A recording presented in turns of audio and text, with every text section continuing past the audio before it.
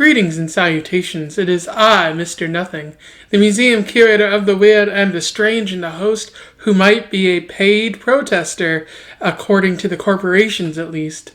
Welcome back to Around the Weird, a booktube channel where I talk about the unusual and out of the ordinary literature that I have found in my travels. Today I want to talk about a book that I read recently, one from my possibly my favorite author, or one of my favorite authors.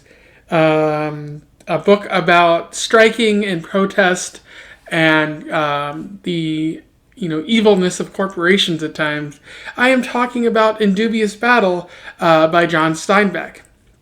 I don't have a physical copy. I am using my Kindle, I'll put the cover somewhere right there.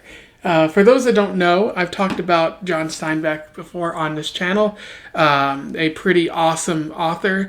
I've read The Grapes of Wrath, In Dubious Battle of Mice and Men, the socialism trilogy, as I call it. Or the Working Class trilogy, East of Eden and The Pearl. I think East of Eden is my favorite book of his. John Steinbeck, I've talked about him before, but like he wrote a lot about the working class. Very prolific author. His work expands years, and so at the time of this, I believe this book was published in 1937. So fairly early in his career, but he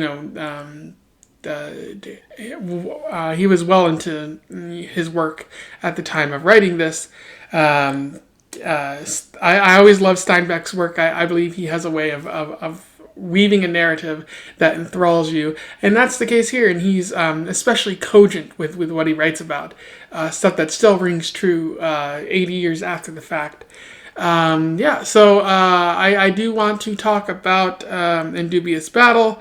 I'll do a little summary, a little analysis, and we will move on from there. I've shown this before, but like if note taking is any indicator of how good a book is, then once again we have found a quite lengthy diatribe right here of note taking, where I just wrote a lot.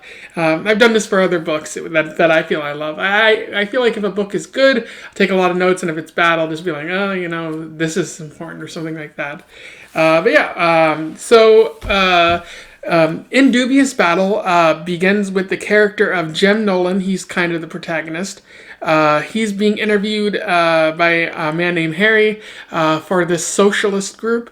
And in the first chapter, Steinbeck does something wonderful, and he reveals a lot about Jem Nolan through this interview, including that he's been exploited by the workplaces in the past. A lot of employers and corporations have paid him very little for his hard-earned efforts.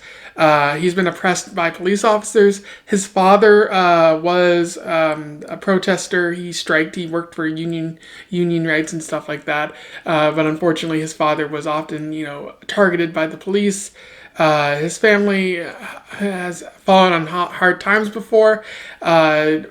Jim's kind of alone at this point in time. He's feeling a lot of ennui about an alienation about how he's being exploited, and he believes that this group, this opportunity to spread socialism and stand up for workers' rights is going to provide meaning for him. And that's a question throughout the story: is does it provide meaning? We'll find out a little bit later. But he's accepted into the group. He runs errands for them, does secretarial work, and he notes pretty early on that he enjoys the work much more than what he was doing before, just bumming around and hoping that employers paid him fairly, which they almost never did.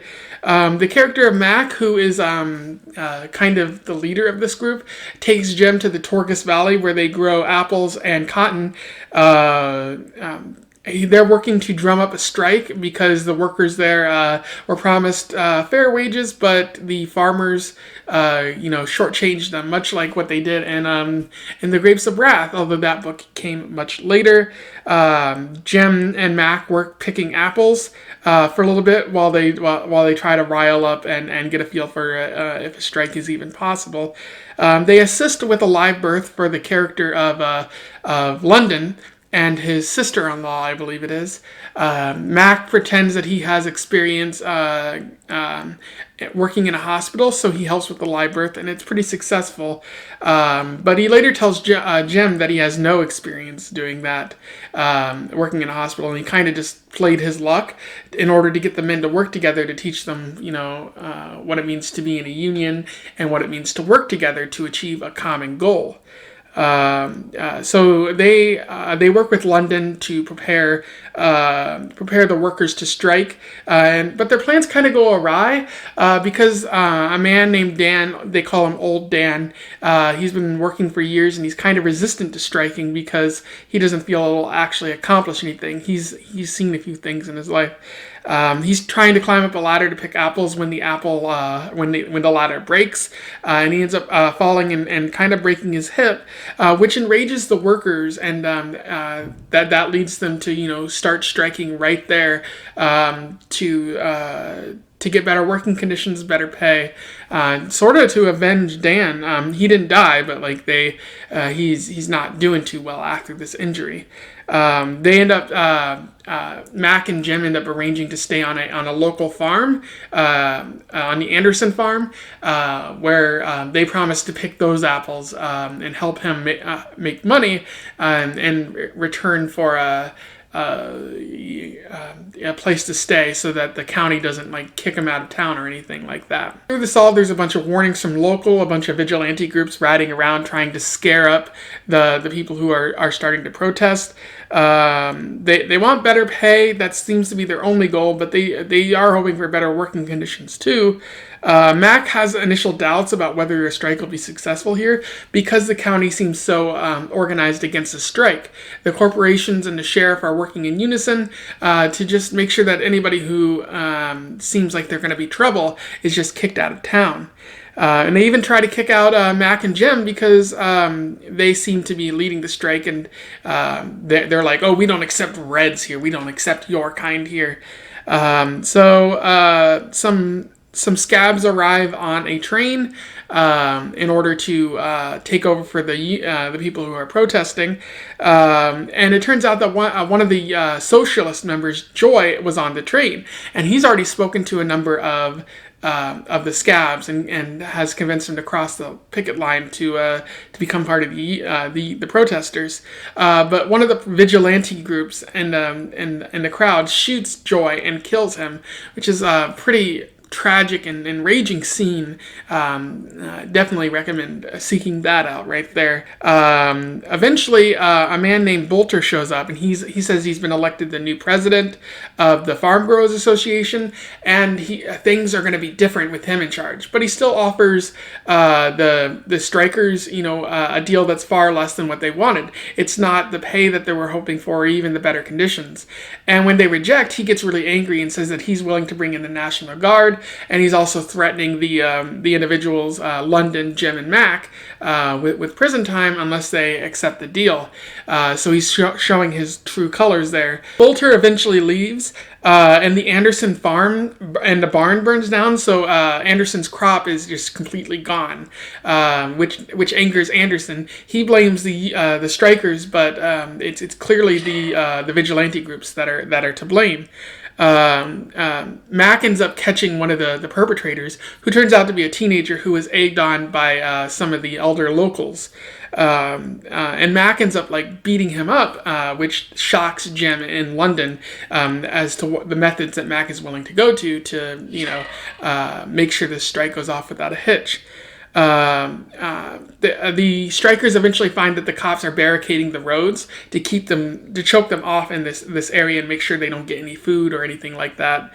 So morale just sinks even lower, and then Anderson just decides to kick them off the farm. And the sheriff shows up and says, "You guys got to leave the county. We don't want you here anymore. If not, we're gonna beat you up or kill you or something like that." And so a short while later, Jim and Mac are kind of following a child who's leading them somewhere when a bunch of vigilantes show up, and unfortunately they kill Jim, which is shocking and a bit sad as well. And Mac carries the body back to the farm base area and uses it to motivate the men. And the story kind of ends there on a maybe hopeful note, but also you kind of get where the strike is going, and it's not a positive place. So maybe a little somber as well. In terms of analysis, there's a little bit that I want to talk about here.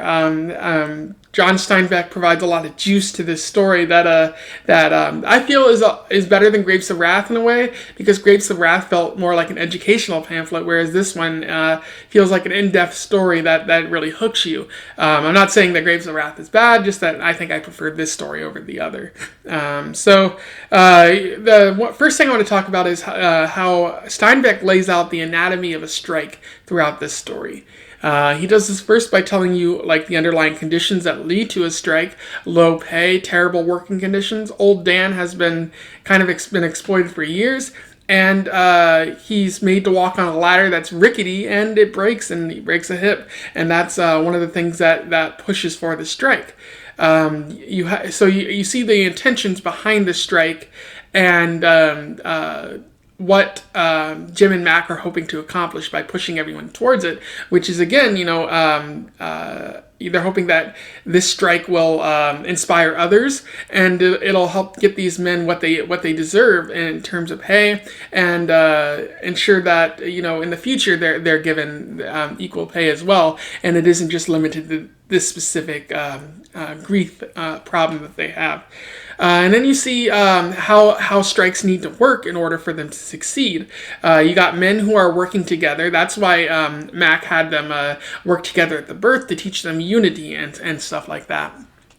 But you also have the camp conditions that need to be there, such as consistent food, which they do not have necessarily. Unity of voice, which they have through London, but also they have through the squads that they arrange. Organization and how they handle scabs, which they just decide to pelt rocks at, which seems to work. Meeting the requirements of the city, which they have a doctor and whatnot, but the doctor is eventually captured and sent out of town, presumably. And they work together to get on private land so nobody can kick them out of town. So things seem to be somewhat successful, but there's a lot of problems that the county works out to just make sure that the strike fails later on. And that's the last part of it. The anatomy of the strike is complete when you see the forces that are working against the strike. You see the corporations who absolutely do not want to pay fair wages or give better working conditions. They are content to exploit workers for as long as possible to keep their wages up, even going so far as to dump apples out to keep the prices of apples high so they can make as much money as they want. You see the corporations working with police officers to run troublemakers out of town, including people who might start strikes. Like they specifically target Jim and Mac because they sense that Jim and Mac are socialists, are Reds, and that they're likely to antagonize other people to get them to strike. You also have vigilante groups, which aren't really aligned with the corporations, but who exist to cause suffering and enjoy, making life difficult for the outsiders. In this case, the people who are striking. There's a really good quote that I want to read to you about that. Mac, who in the hell are these vigilantes anyway? What kind of guys are they? Why, they're the dirtiest guys in any town. They're the same ones that burned the houses of old German people during the war. They're the same ones that lynch Negroes. They like to be cruel, they like to hurt people, and they always give it a nice name: patriotism or protecting the Constitution. And then it goes on and on from there. But you can kind of see Steinbeck's point that these vigilante groups are just cruel and mean people who don't care about the plight of the strikers and only like to cause suffering. Often they view the strikers as anti-American and or any protest as anti-American, and that surely these people must be paid protesters working for the Russians, because nobody could ever want better working conditions. The United States is a great place. Surely there is no analog to today's America. Nothing about paid protesters or anything like that. But it's really interesting, because Steinbeck was saying this in the 1930s. So it's fascinating how he recognized even back then that there was this specific group of people who always worked with the corporations or sided with the oppressor because they enjoyed causing suffering. Kind of a prototype for the MAGA movement, if you think about it. And so, yeah, I really like how Steinbeck lays out this entire anatomy of a strike and how it can go very wrong, because at the end of the story, it does seem like the strike isn't going to work out. Mac even notes as such, which is unfortunate. So it's kind of a lot to think about there. But Steinbeck does leave open the hope that maybe this will be a revolution and kind of inspire other strikes down the road. So it's not a complete lost cause. Another thing I want to talk about is Mac's character. I really like how Steinbeck characterizes Mac. Mac is an idealist. He's been doing the socialism, communism thing for a while now, trying to increase working conditions for the common man, make sure that he's standing up for the plight of the working class American. And that's very noble. Somebody needs to do that, because very few people are doing that in the world. Very, very noble, and Mac is a good character because of it. However, Steinbeck slips in these tiny little details about Mac that are cause for alarm. Mac seems to view things through like an abstract sense rather than a realist sense. Like, he doesn't seem to understand that people are real, that people can suffer, people can get hurt. He views them as bodies to use in a game of chess, so to speak. He views when Joy dies, he says they can use Joy's death, which kind of alarms Jim a little bit. And he also sees that they can use old Dan. He got hurt, but he's like, oh, we can use old Dan to rally the boys. And when Jim dies, he immediately tries to use Jim's death to rally the boys. Like, it's a moment for sadness and grief, but Mac gets right on it and tries to use it to keep the strike going, which is very alarming and very sad. But Mac is like, I know what Mac is trying to do, but he doesn't understand that these are actual people with families, and that if they die, like that's it for them. It's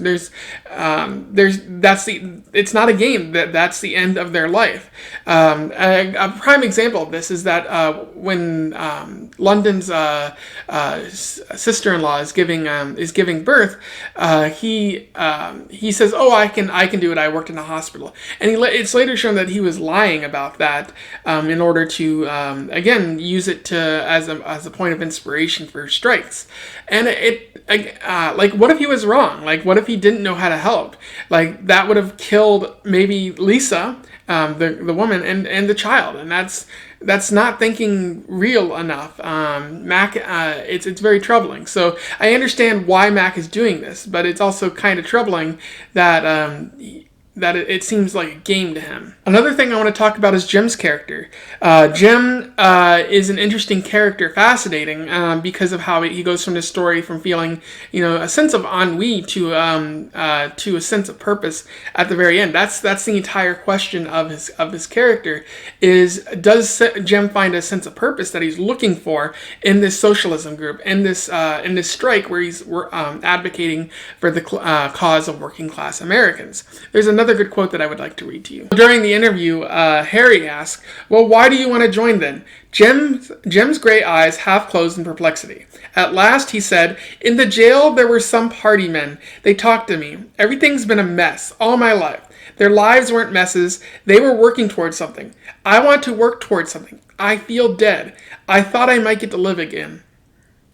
So what I get there is that Jem is he's feeling a lot of ennui. He's feeling a lot of alienation from being exploited and from feeling like nothing matters and that the system is always going to exploit you. But meeting these party people, meeting these socialists or communists, he's come to understand that maybe there can be a meaning or a purpose to everything. He can advocate and work on the behalf of others, and that's where the story goes from there. And although he does have his doubts throughout the story, ultimately, as everything is kind of closing in around the strikers, he does develop that sense of purpose where he works and organizes people and fights even harder, and much to his own detriment. Because Max says like, "Oh, we should probably leave. The strike is not going to work, so we should focus our energies on future strikes." And Jem is like, no, we have to see this through to the end. It'll spark a revolution, and that'll mean something. It's given me purpose, and I want to stay here. And that's very noble, and I understand the reasoning behind Jem's logic here, that you can't simply abandon these men. Someone has to advocate for them, and I think he understands that this isn't a game. This is real life, and so you have to work to help these people. But it also seems suicidal on Jim's part. Again, he's feeling a lot of ennui and alienation, so maybe he feels dead inside, and maybe that never really goes away. Like it's always there, and so he, like, the way he expresses it is through this work that he knows is going to kill him in the end. But at least he can make something good out of it before it ends. So really fascinating how Steinbeck writes Jem, sort of a death drive. Although I might be thinking too in depth in that area, but it's still fascinating how Jem and Mac differ in those areas. The only thing I didn't like about this story is the dialogue, and the dialogue in Steinbeck novels always feels a little bit hokey. Like, I don't think people actually spoke this way in the 1930s, but it's consistent throughout the trilogy of Steinbeck's working class struggle stories. So maybe that is how people spoke in the 1930s, but it still feels a little hokey and like a little too stereotypical. But maybe again, things are stereotypical because they come from somewhere. So I'm not really sure there. But it's a small thing that doesn't really sink this story, and it's ultimately fine. So those are my thoughts on In Dubious Battle. A pretty amazing story from Steinbeck. He usually hits it out of the park. I definitely recommend this story. Go seek it out if you can. It's not very weird, but it does talk about some things that are extremely relevant today, and I'm amazed at how well it holds up even 80, 90 years later. So a quality story. If you read the story before, or you want to comment on my review, say something below. I would love to hear from you. Let's have a discussion about this fascinating book and talk more about strikes and protest and how we can accomplish our common goal of making the world a better place. Otherwise, don't forget to like, share, and subscribe so that we can get John Steinbeck out to the masses even more than he already is. And in the meantime, I wish you the best of luck in your weird and striking travels. Farewell.